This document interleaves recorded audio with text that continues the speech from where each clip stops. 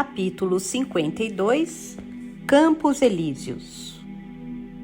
Etéreo profundo, 35.000 antes de Cristo.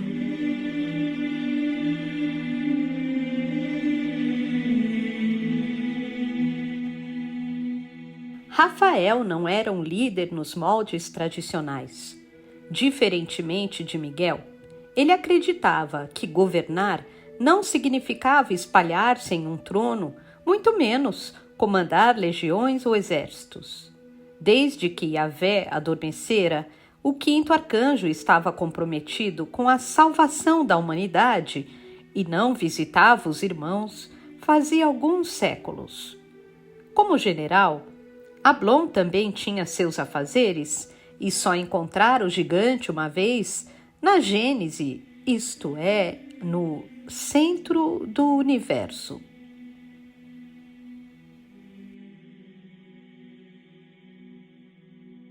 Fungiston, disse o querubim. o estouro que deu origem às dimensões.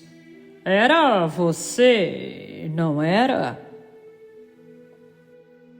Sim. Rafael confirmou com um aceno. Os dois percorriam agora um corredor extenso, todo branco. E do que mais se lembra? De quase nada. Tanto quanto um ser humano se recorda do próprio nascimento. Ótimo. Ótimo! Excelente, eu diria. Os ruídos vocais eram confortáveis, até terapêuticos. Existe uma razão para que um homem não se lembre claramente do momento em que veio à Terra e para que não se lembre também do que existe antes disso. Qual é a razão? Qual é o sentido da existência? O primogênito devolveu-lhe a pergunta. Veja, é preciso gozar a vida com certo sabor de mistério. E o que lhe digo não é só poesia. Imagine-se sabendo de tudo, conhecendo tudo, ciente de todos os segredos universais. Que sentido teria uma existência como essa? Que busca alguém assim poderia almejar? Esse princípio é aplicável aos mortais, bem como aos alados e aos deuses, inclusive. Concordo, mas como você lida com isso? Supõe-se que os arcanjos saibam de tudo. Não sabemos de tudo, talvez de quase tudo. Eis o motivo pelo qual eu e meus irmãos nos ocupamos com nossos projetos sempre tão intrincados. De minha parte, não os condeno nem os encorajo. No fundo, estamos apenas tentando sobreviver, cada um à sua maneira. Miguel, por exemplo, escolheu a trilha da guerra e Lúcifer o caminho da política. E eu? Rafael fez uma pausa. Os dois haviam chegado ao fim da passagem. Eu construí este lugar. O corredor terminava em uma plataforma coberta. Os pilares eram feitos de luz e se assemelhavam a holofotes brotando do solo. Dessa galeria era visível um campo florido de colinas verdes que se prolongava até o horizonte. Nesse vasto espaço havia fazendas, chácaras, colônias e cidades arborizadas, e nelas moravam homens, mulheres e crianças desencarnados, que ali se mantinham sob a proteção dos orfanins. Estes são os Campos Elíseos? Maravilhado, Ablon contemplou bosques e rios, trilhas, jardins e estradas, algumas pavimentadas com blocos de mármore, que conduziam às aldeias e aos centros urbanos.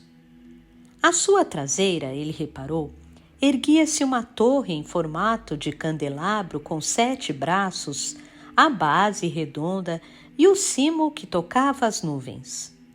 Os raios de sol desciam como tubos dourados, banhando os vales, os montes, as estátuas e os monumentos. Campos Elíseos. Rafael meditou por um breve segundo. É verdade.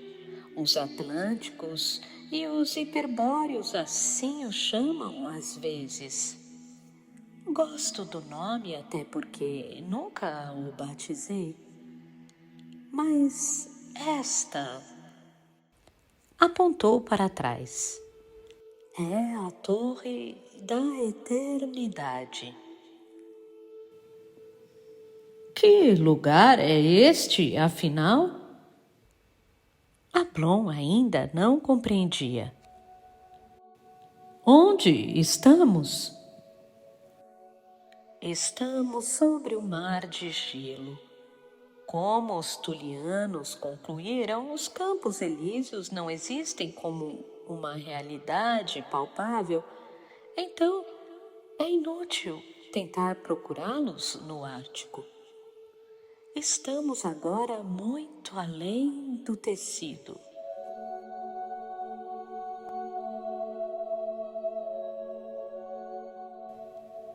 Sim, mas em que camada? Nos planos astral e etéreo? Logicamente que não. Explorei o mar de gelo e não avistei um fiapo dessas gramas, uma folha dessas árvores, mesmo sendo capaz de enxergar as múltiplas fatias espirituais.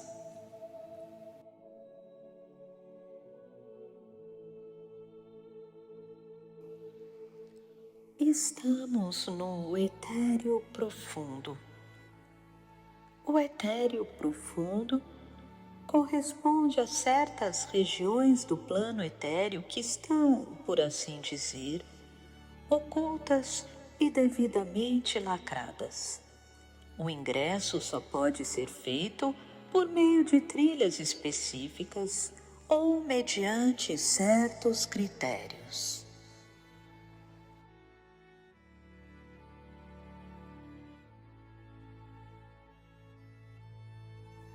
Uma vez estabelecidos esses critérios, as normas não podem ser alteradas.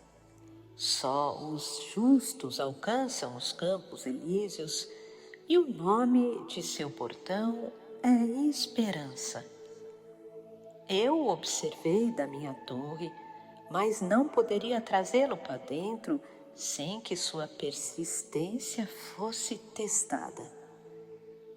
Compreenda, há energias traiçoeiras que nos cercam e as regras servem como muros, como barreiras intransponíveis aos que não estão prontos. Entendo perfeitamente, mas qual é a função dessas plagas? Conservar o equilíbrio. Sendo um arcanjo, não estou preso aos desígnios das castas, mas à minha própria demanda vital. Este é o meu propósito: sustentar o equilíbrio no céu e na terra. Quando Yahvé nos empossou, Ele nos deu o controle sobre os 7 níveis celestes. Os Rashmalins ganharam o domínio do segundo céu, a Guerrina, e Lúcifer, seu patrono, a transformou em um purgatório, atraindo todas as almas para lá, boas e más, cruéis e íntegras, e as retendo em suas câmaras escuras, impedindo-as de subir ao terceiro céu, o céu dos Ofanins, mesmo após o período de torturas que lhe chama de purificação. Dando asas à ganância, Lucifer causou uma desarmonia no cosmo, e sempre que a balança pende para um lado, é meu dever, como o 5º arcanjo, contrapesá-la em todos os níveis. Este é o seu plano? O meu propósito. Convencidos por Natanael, os Ofanis concordaram em me entregar a sua morada, a terceira camada celeste. O que pretendo fazer tão logo seja possível é selar suas entradas aos demais alados e aos meus irmãos, principalmente, e construir no céu um lugar idêntico a este, contudo muito maior, onde os santos possam descansar, recompor-se e, em seguida, se dedicar eternamente à evolução da raça humana. Hoje, consigo usar meus poderes e atraí-los até aqui, mas para levá-los ao terceiro céu, eu precisaria construir um desvio, um túnel que se abrisse no instante da morte. E talvez você possa me ajudar. Não! Ablon foi pego de surpresa. Sinto muito, mas não! Respeito a sua demanda e entendo que esteja agindo com a melhor das intenções e de acordo com seu ímpeto natural, mas eu sou um querubim e minha lealdade está com o arcanjo Miguel. Não posso ajudá-lo sem que ele me autorize. Se o fizesse, seria um rebelde ao pior estilo dos sentinelas. De certa forma, você já é um rebelde. Não pôs de lado a sua missão para buscar os Campos Elíseos? Bem, preciso de estar para cumprir a tarefa.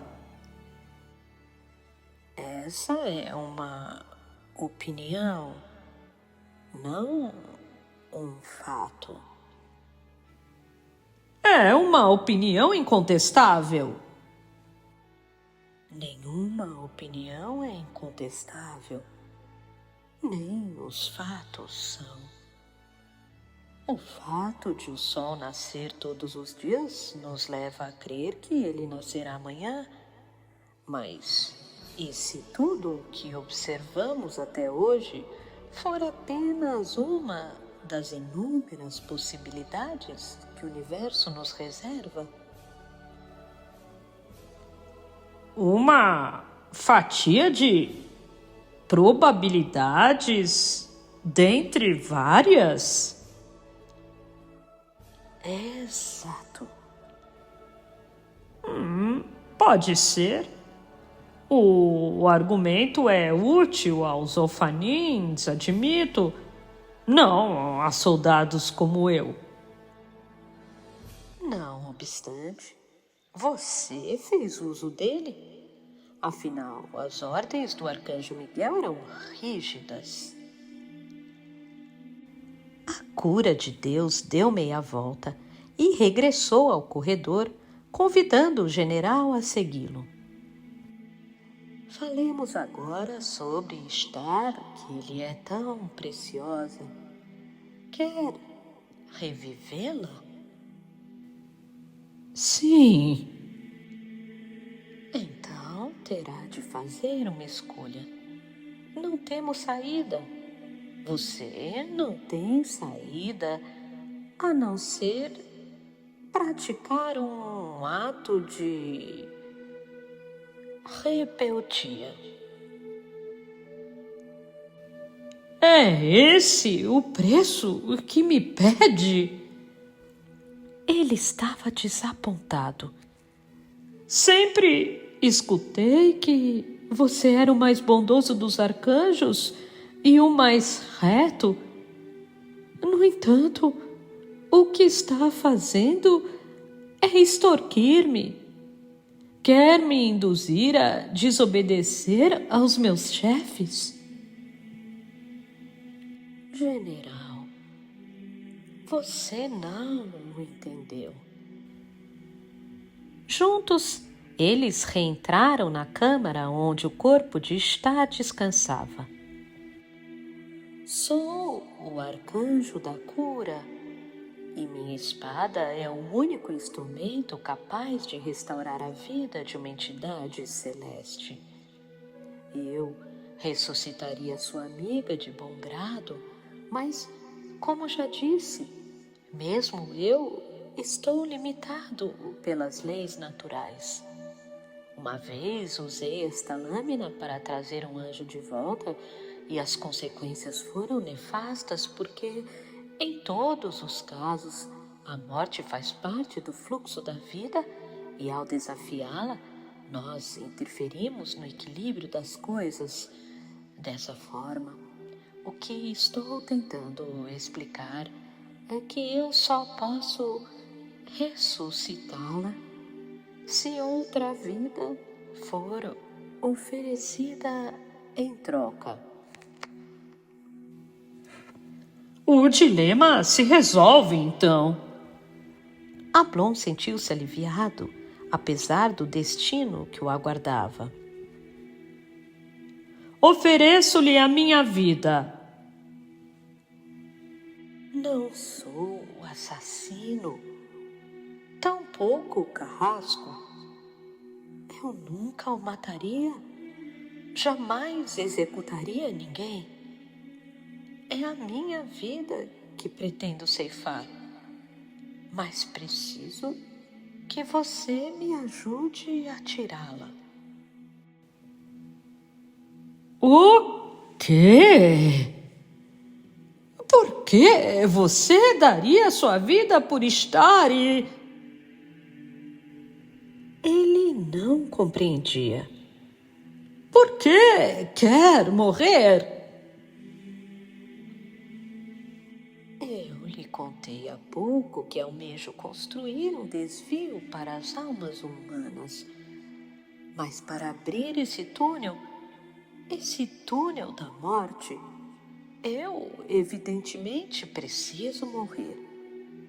Entretanto, na condição de arcanjo da cura, sou o único celeste verdadeiramente imortal.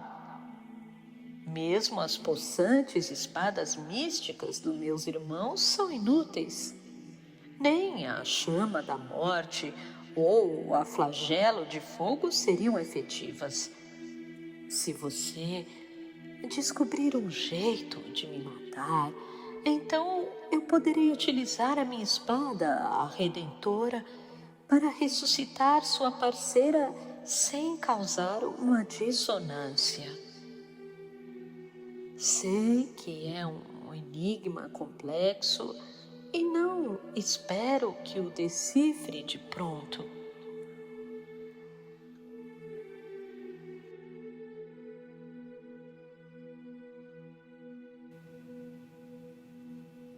Pois eu lhe dou a resposta agora mesmo, cura de Deus. Era a vez de Ablon surpreender o gigante. Nas fortalezas do quarto céu, conta-se a história de um artefato chamado Fogo Negro. Essa espada teria sido forjada por Behemoth, um dos generais de Terrom, para combater Yahvé antes da feitura da luz.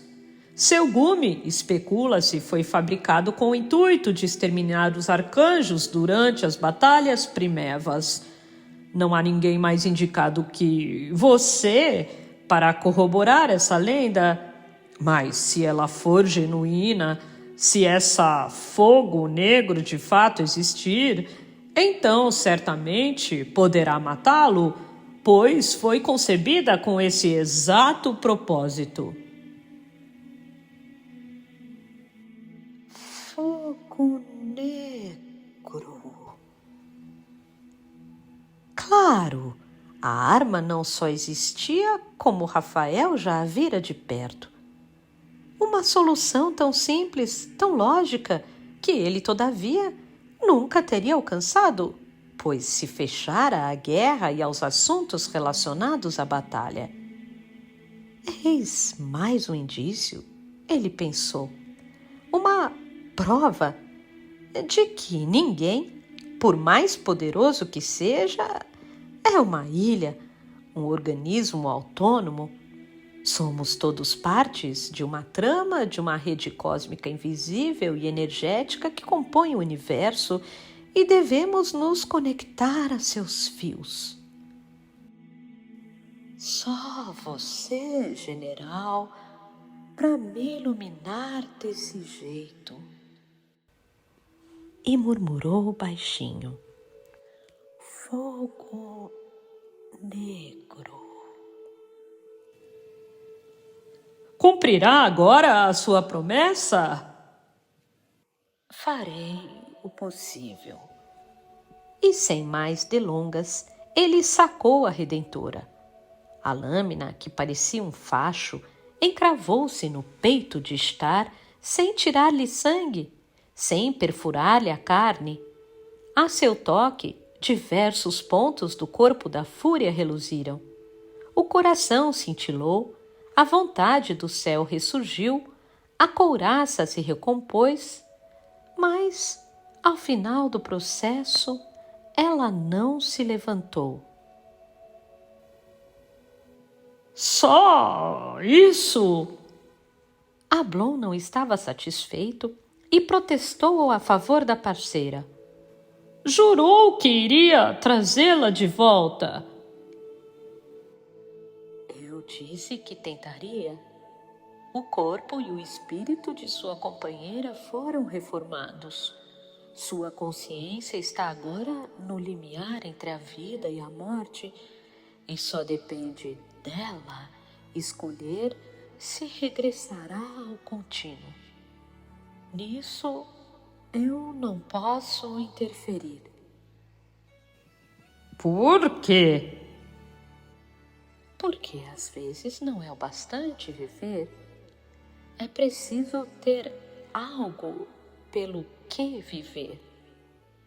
Um motivo, uma razão. Já fizemos tudo o que estava a nosso alcance. Se você quiser, poderá ficar conosco como hóspede ou sair pelo mundo e continuar sua caçada enquanto o Star repousa nos Campos Elíseos. Vocês dois estão conectados por laços fortíssimos e suas auras se atrairão quando chegar o momento, se chegar o momento. Não há como prosseguir a caçada. Minha missão na Haled fracassou. O querubim reconheceu a derrota. Sou um rebelde, um subversivo, e o único jeito de conservar minha honra diante das atuais circunstâncias é voar ao paraíso e me confessar ao arcanjo Miguel. É isso o que o incomoda?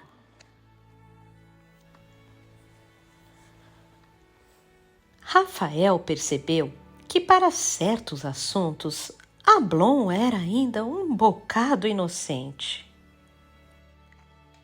General, a experiência que estou conduzindo neste santuário vai contra a vontade dos meus irmãos. E eu seria tolo em apresentá-la a você sem tomar as precauções necessárias. Uma das normas que testamos aqui determina que aqueles que voltam ao mundo exterior, salvo os ofanins, não se lembrem do que viram, do que escutaram e sentiram. Essa é uma diretriz essencial aos espíritos humanos elegíveis à reencarnação. Sua única memória dos campos elíseos, portanto, será o brilho e o rosto de Natanael. E você atribuirá a ele sua cura. O fato nos será conveniente, pois o mais puro é também o meu braço direito. Sempre que eu quiser lhe enviar uma mensagem, será ele a entregar. Então, para todos os efeitos, os hiperbóreos estavam certos desde o início. O Vingador refletiu. Este lugar não existe, no fim das contas. Os Campos Elíseos são uma lenda, um mito, um sonho. É isso o que está me dizendo? Nada existe, general. Eis a verdade inquestionável. Revelou-lhe o quinto arcanjo. Excepcionalmente, permitirei que se recorde dessas palavras. São as armas, a espada e o escudo que lhe entrego e com os quais poderá vencer Metatron. Não se esqueça, nada existe. Nada existe.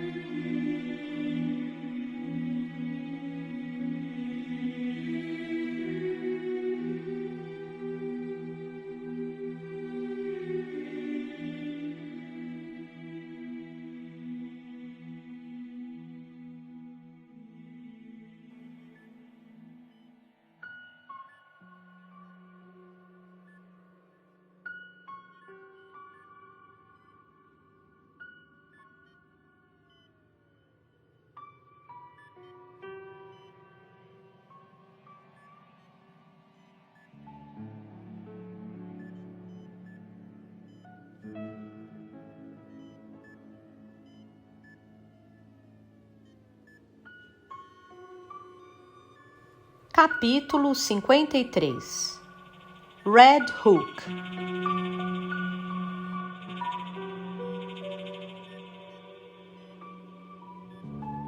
Nova York. Kyra se lembrava distintamente da primeira vez, após Santa Helena, em que visitara o mundo espiritual. Fora durante a batalha na fortaleza de Ateia, quando a torre onde ela e Uraquim estavam ruiu, obrigando-os a desmaterializar seus corpos. Na ocasião, ela concluíra que atravessar o tecido era como mergulhar em uma piscina gelada. Havia um choque inicial, um calafrio, depois vinha a sensação de alívio, com o espírito leve, solto para manifestar seus poderes. Naquela tarde, eles haviam cruzado a membrana em direção ao plano astral, um ambiente descolorado, sem consistência ou gravidade, que serve de confinamento aos fantasmas. Sendo a camada mais próxima ao plano físico, repleta de vórtices e dimensões superiores, qualquer anjo pode e costuma acessar o astral. O mesmo, porém, não se pode dizer do plano das sombras. Já era noite quando Yaga guiou Kyra e Uraquim até um beco escuro, deserto àquela hora. Lá, Nos tempos da lei seca, 6 mafiosos foram assassinados a tiro e o local ainda conservava os resquícios desse passado sangrento. O tecido, naquele ponto, conectava-se não ao plano astral, mas ao plano das sombras, o lar dos espectros, fantasmas cuja dor se transformara em angústia, em fome, estimulando-os a devorar a energia dos vivos. À exceção dos celestes, alienígenas naquele contexto, tudo ao redor se apresentava em nuances cinzentas e havia um denso nevoeiro nas ruas. Muitas construções eram intangíveis, mas também existiam objetos e até prédios sólidos que haviam, com o passar dos anos, se incorporado à esfera sombria. Salvo os Rashmalins, os anjos não têm, ou dizem não ter, interesse em se aventurar naquelas plagas. Mesmo os Ofanins as evitam, afinal os espectros, consumidos pelo ódio, encontram-se permanentemente afastados da redenção. Nas sarjetas, nas esquinas e nas avenidas vagam espíritos jovens, perambulando aos tropeços, berrando e grunhindo. Mas, a despeito dessa fauna bizarra, não se pode negar que o plano das sombras oferece aos celestes certas vantagens, permitindo, por exemplo, que se apresentem em suas formas originais. Kyra e Urakin viram-se novamente trajados com as armaduras nórdicas. Iaga dispersara o avatar de criança, sendo percebida como realmente era, isto é, uma entidade negra, o rosto branco, as asas longas e pontiagudas. Juntos, eles voaram às docas a oeste do distrito do Brooklyn, chegando ao bairro de Red Hook, cujos edifícios e galpões centenários escondiam uma herança de violência e abusos. O vórtice para o inferno. Kyra deu um rasante e pousou sobre o asfalto. Na frente dela, enxergava-se um portão de ferro espremido entre 2 prédios baixos, guardando a entrada para um terreno baldio. É lá que ela fica? Em algum lugar aí dentro. Iaga corroborou a suspeita. No início do século XX, erigiram-se aqui 3 casarões que desabaram após um ritual satânico. Um certo bruxo que liderava a cerimônia teria recitado as fórmulas incorretas e, em vez de convocar os demônios, acabou sendo ele próprio dragado. É um vórtice de mão única que só leva ao Sheol. Parece perfeito para nós. A centelha tocou as grades metálicas. Mas você disse que o local estava abandonado? Sim. Por quê? Não tenho certeza. Mas abandonado não significa vazio. De qualquer modo, é sempre bom estarmos prontos para eventuais surpresas. Eventuais surpresas sempre acontecem conosco, comentou Urakin. Com efeito, muitos desses contratempos tenham sido...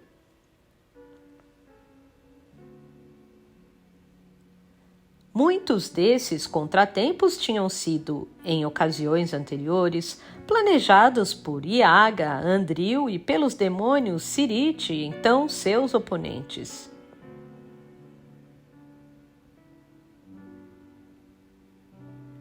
E pelo demônio Sirite, então seus oponentes. Não precisa nos alertar. Shhh! Kyra escutou gemidos à distância e pediu silêncio com o indicador entre os lábios. O que é isso? Espectros, respondeu a sombra da morte. Estão nos farejando? Apontou para a esquina. É melhor nos apressarmos. O gradeado era um dos obstáculos sólidos, mas Uraquim o entortou sem dificuldade, alargando as barras e abrindo passagem.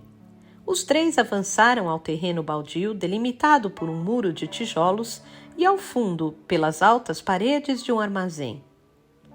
Um alçapão brotava do solo, com escadas que conduziam a um porão mal cheiroso.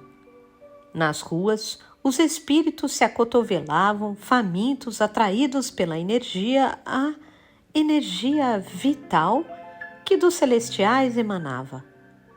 Caira se recordou de Ismael, que certa vez lhe contara que os feiticeiros de Nod, antes do dilúvio, se valiam da magia negra para aprisionar os espectros à carne de pessoas mortais, assim criando os famosos zumbis, criaturas materiais retiradas das sepulturas.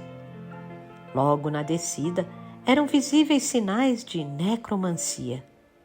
Inscrições nos alfabetos grego, árabe e hebraico decoravam o teto, delineando nomes infernais como Sabaoth, Sadei, Agla e Agirus.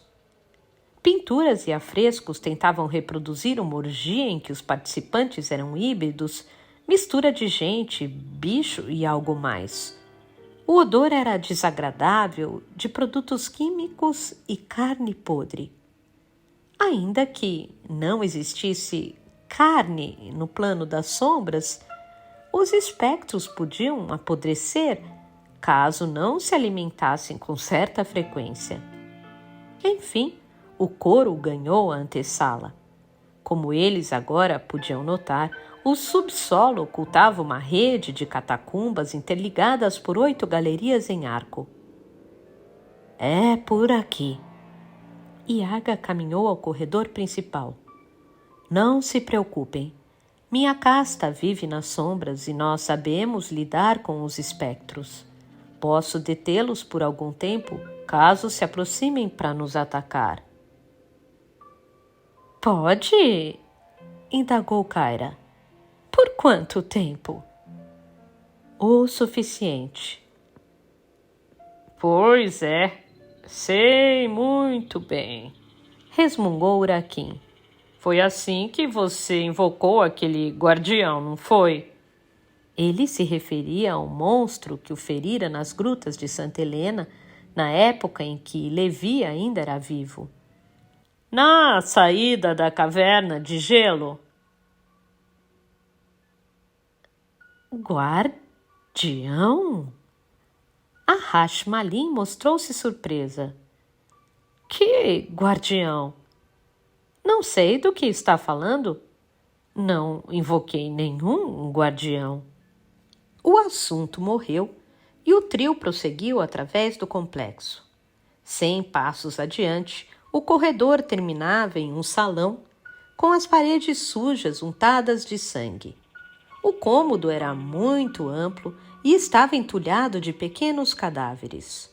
Quando Caira os olhou de perto, reparou que eram defuntos de crianças, provavelmente nascidas nos subterrâneos, acondicionadas em celas e criadas apenas para servir como ingredientes aos rituais necromânticos.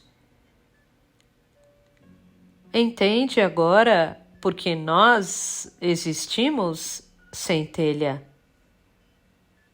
Iaga não aprovava tais atrocidades e advogou em defesa da casta. Existimos porque há pessoas que cometem atos como estes e não merecem perdão.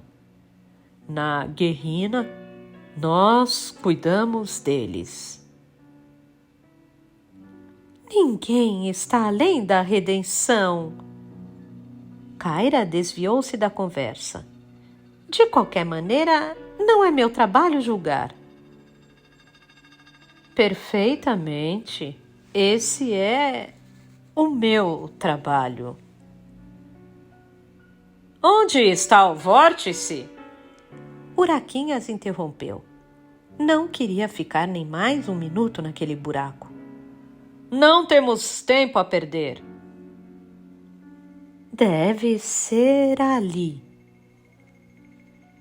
Iaga indicou um pentagrama gravado no chão, ornado com símbolos estranhos e indecifráveis aos celestiais.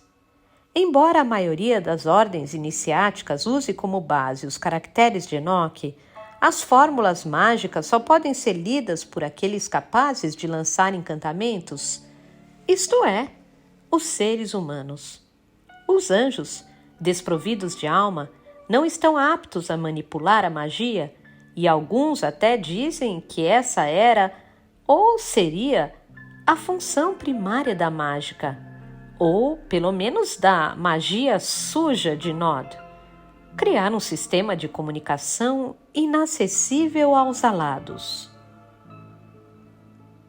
Muito bem. Uraquim pisou forte o assoalho. E agora? Como abrimos a conexão? Já era para estar aberta. A Rashmalin deu um passo para investigar o desenho, mas parou de repente.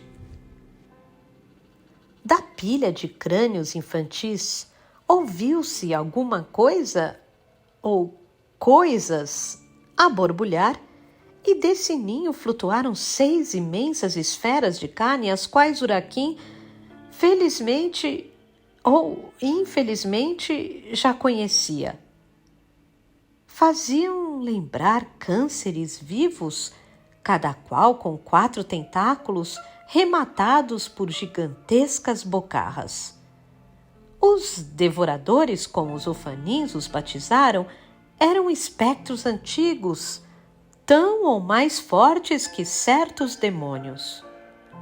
O punho de Deus enfrentara um deles fazia alguns meses, mas terminara o combate gravemente ferido e duvidava de que, sem a ajuda de Daniel, eles conseguissem vencê-los todos os 6. Para sua surpresa, no entanto, as bestas não os atacaram. Em vez disso, conservaram-se imóveis, suspensas no ar, paradas a 3 metros do solo. Rápido! Iaga tinha os braços esticados, os olhos fixos nas criaturas, esforçando-se para mantê-las estáticas. Não posso segurá-las para sempre. Fujam! Regressem ao plano físico. Procurem por Daniel. Talvez ele possa ajudá-los. Daniel? Kyra não digeriu o alerta. Mas e o vórtice? Conspurcado, eu me enganei. Cometi um erro, guiei-os ao local errado e devo enfrentar as consequências. Sim, mas e depois? Ela precisava ter certeza de que Iaga ficaria em segurança. Vai nos encontrar em seguida? Difícil. Os monstros eram factualmente enormes, os caninos trincavam de fome. Encerro aqui a minha participação nesta empreitada. Vão!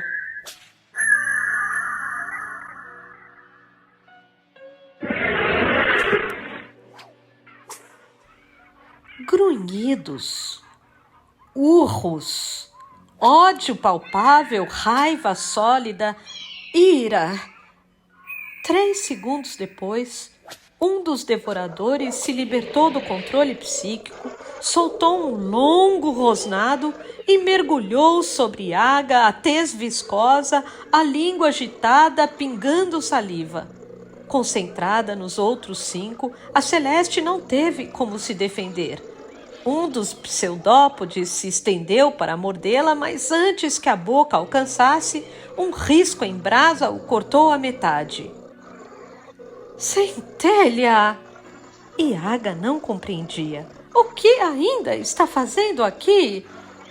Havia sido a fagulha, a espada de Kyra, que brilhara no ar e decepara o tentáculo. Saiam! Ela sinalizou para a porta.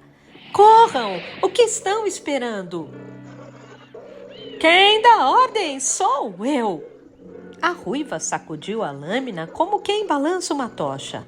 Não sei que tipo de arconte era Andril, mas nós não deixamos os nossos amigos para trás. E à medida que falava, ela calculava suas chances. Os devoradores eram temidos e derrotá-los, ainda mais no plano das sombras, era praticamente impossível. Contudo, não podia abandonar Yaga à própria sorte, afinal ela agora era parte do grupo. Rodou o sabre de novo, mantendo o espectro afastado. Olhou para frente, para trás e para cima, quando instintivamente sua mirada se desviou para baixo, para as inscrições do pentagrama. Os símbolos começaram a fazer sentido em sua mente e da boca nasceu uma palavra que ela pronunciou sem querer. Orcus. Orcus. O que significava? O que era? Quem era? Magia é uma arte imprevisível. Uma sílaba dita com entonação diferente, uma fórmula anotada de modo errado, um ingrediente faltando ou sobrando, e todo o feitiço se corrompe, gerando às vezes situações extraordinárias. O que se verificou naquela cripta talvez tenha sido o resultado dessas leis improváveis, desse fio de caos que permeia o universo. O pentagrama, conforme eles já tinham notado, era o foco, o epicentro que se conectava ao inferno.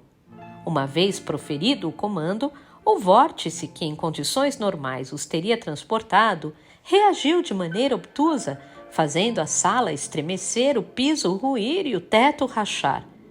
No solo abriu-se uma greta, igual às clássicas fendas de terremoto, e aturdidos, desequilibrados, os celestes simplesmente escorregaram por ela. Kyra ainda tentou bater as asas, mas tudo aconteceu muito rápido. Quando eles deram por si, estavam prostrados, a cara no chão, diante de uma planície queimada de colinas rubras, e nelas se encravavam estacas sustentando figuras empaladas, porém vivas. Não se viam sinais do armazém, do plano das sombras, nem do buraco que os levara até lá. Chegamos! Uraquim espanou a poeira. Sim. Yaga observou o cenário. Não do jeito que planejávamos, mas aqui estamos. Ela confirmou. No Sheol. Não esperava que o inferno fosse tão calmo. Kyra colocou-se de pé. Não sofrera escoriações, nem estava tonta ou exausta. O que aconteceu? Você recitou a palavra de comando, explicou a sombra da morte. Conseguiu decifrá-la. Como? Não sei. Vamos descobrir no tempo devido. Yaga se voltou para trás. Os anjos não haviam sido os únicos a serem engolidos. Um dos espectros, um dos devoradores, também fora sugado. Mas, antes, temos que lidar com este pequeno problema.